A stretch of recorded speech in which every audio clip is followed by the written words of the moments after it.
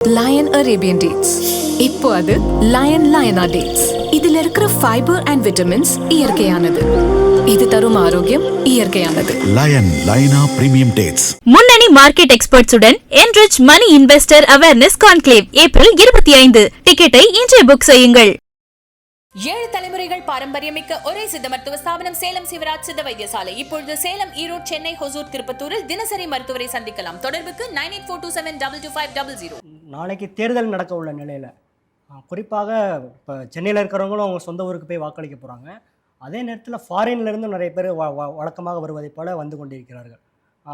ஆனால் இப்போ குறிப்பாக பார்த்திங்கன்னா இந்த முறை யூத் நிறைய பேர் ஃபாரின்லேருந்து வராங்க. இது இந்த வாக்குகள் விஜய் அவர்களுக்கு செல்லும் அப்படின்னு சொல்லிட்டு ஒரு பிம்பம் கட்டமைக்கப்படுகிறது. உண்மையிலேயே நடக்கக்கூடியதா இல்லை பிம்பமா? கட்டிமைக்கணும் தான். ரெண்டு பாயிண்ட் இதில்.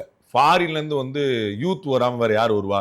ஃபாரின் யார் இருக்கா? இங்கே அப்பா அம்மாவை பூரா விட்டுட்டு தான் இந்த பசங்க தான் வேலைக்கு போகிறாங்க. அப்பா அம்மா இங்கே தான் இருக்காங்க. அப்போ பசங்க தான் வருவாங்க. போகும்போது பசங்களாக போயிட்டு வர முதியவரை 70 வயசில் விட்டு வராங்க. 70 வயசுக்குள்ள அவர் அங்கே பிஆர் வாங்கிட்டு இந்தியன் சிட்டிசன்ஷிப்பை விட்டு கொடுத்துட்டு அவர் அங்கே பெர்மனன்ட் சிட்டிசன் ஆகி போய் செட்டில் ஆகிருப்பார். உங்களுக்கு புரியுங்களா? அப்போ யார் இளைஞராக போய் 4 வருஷம் தான் ஆச்சு, 5 வருஷம் தான் ஆச்சு, இன்னும் எனக்கு பிஆர் கிடைக்கலன்னு சொல்லிட்டு அது அமெரிக்காலேயோ ஆஸ்திரேலியாலோ கனடாலேயோ வேற எங்கேயும் எனக்கு இந்த பப்ளிக் பெர்மனன்ட் ரெசிடென்ஸ் எனக்கு கிடைக்கல அப்படிங்கிறவங்க மட்டும்தான் இங்கே ஓட்டு போட போகிறாங்க. 60 வயசு ஒருத்தருக்கு இருக்குது, அமெரிக்காவில் இருக்கிறாரு.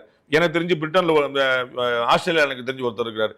அவர் பொண்ணு அங்கே தான் இருக்குது, 2 பொண்ணு அங்கே தான் இருக்கிறாங்க, 2 மாப்பிள்ளை அங்கே தான் இருக்காங்க. அவர் செட்டில் ஆகிட்டார். அவருக்கு இங்கே ஓட்டு கிடையாது. உங்களுக்கு புரியுங்களா?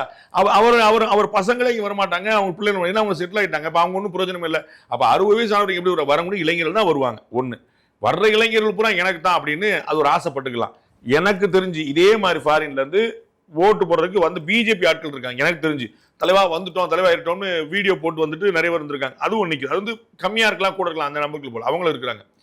3வது பாயிண்ட் இவர்கள் வர்றாங்க, இவங்க பூரா இவங்க தான் ஓட்டு போட போறாங்க. 1 கோடி பேர் இருப்பாங்களா?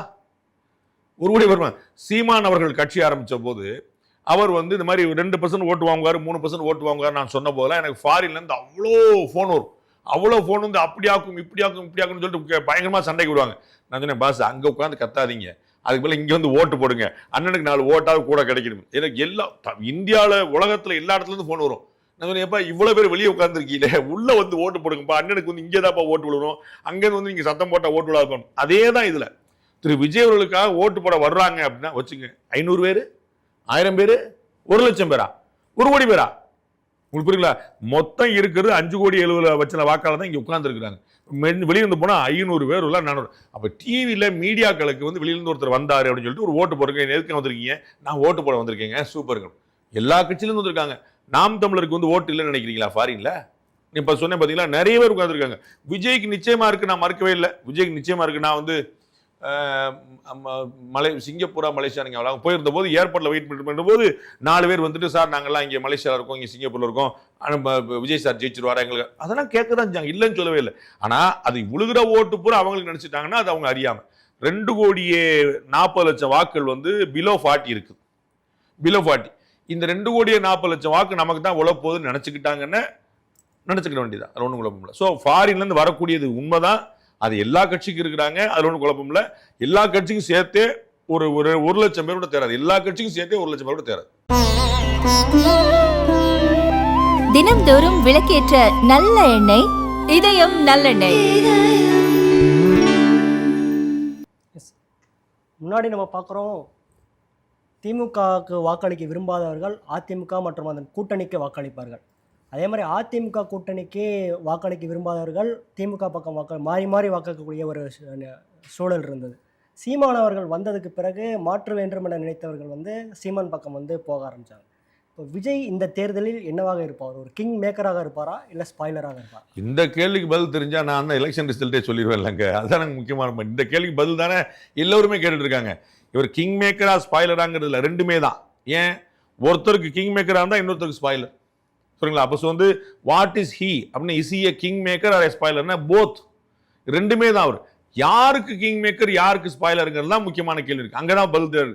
அது உண்மையிலே பதில் தெரியாத கேள்வி தான். நிறைய நம்ம பேட்டில் சொன்ன நிறைய இடங்களில் அவர் திமுக வாக்கை பிரிக்கிறார், நிறைய இடங்களில் அதிமுக வாக்கையும் பிரிக்கிறார். நான் இப்படி சிம்பிளாக சொல்ல நான் ட்ரை பண்ணுறேன். என்னுடைய யூகம் தான், எந்த தரவும் கிடையாது. ஒருவேளை ஒரு 18 எனிவேர் பிட்வீன் 15 to 20% ஓட்டு வாங்குவார் நான் நம்புறேன்.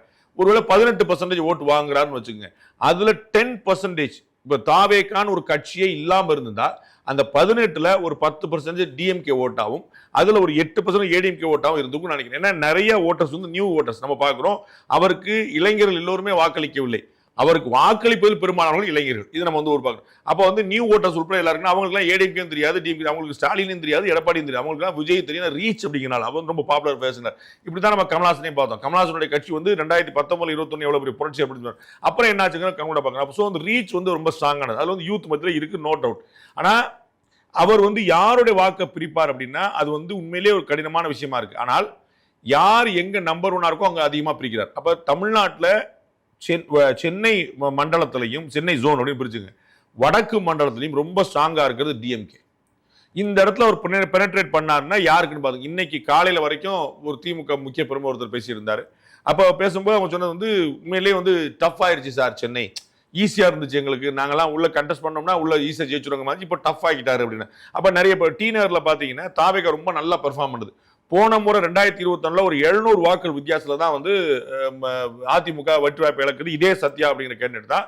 அப்ப வந்து அவர் வந்து ஒரு 1000 வாக்குகள் தான் ஏடிஎம்கே வாய்ப்பு ஏற்படுது. அப்ப இந்த முறை திரு ஆனந்த் அவர்கள் போட்டியிடார். கட்டாயமா ஆனந்த் அவர்கள் நிறைய ஓட்டு எடுப்பார். அப்ப யார் ஓட்டு எடுப்பார்னா ஜெயிச்ச கட்சியோட ஓட்டு எடுப்பாரா தோத்த கட்சியோட ஓட்டு எடுப்பாரான்னு பார்க்கணும்.